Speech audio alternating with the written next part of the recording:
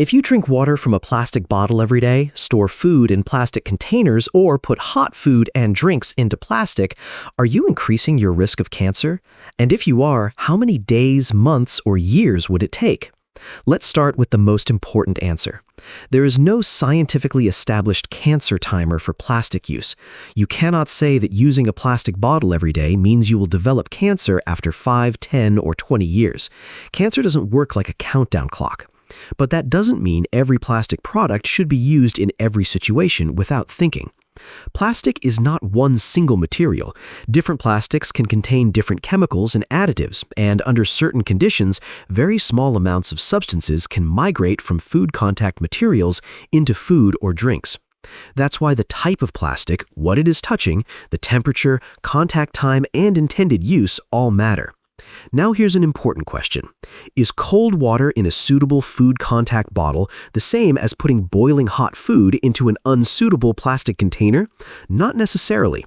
Heat can affect chemical migration from some food contact materials.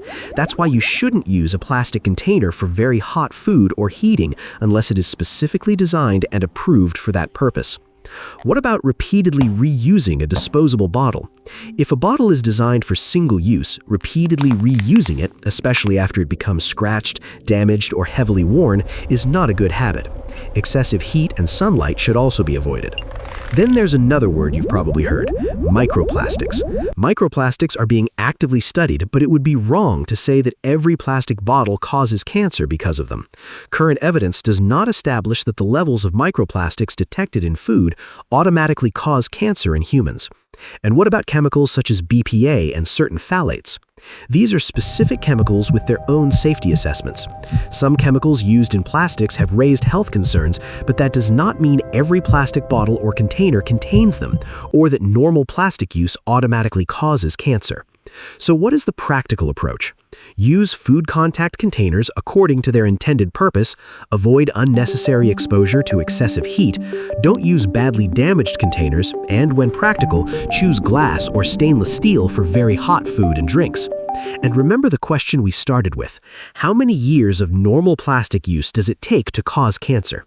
There is no scientifically established number. Cancer risk depends on the specific substance, exposure level, duration, individual susceptibility, and many other factors. So don't panic about every plastic bottle, but don't treat every plastic product as suitable for every situation either. The smart approach is to understand the material, avoid unnecessary heat and excessive exposure, and use food contact products as they were designed to be used.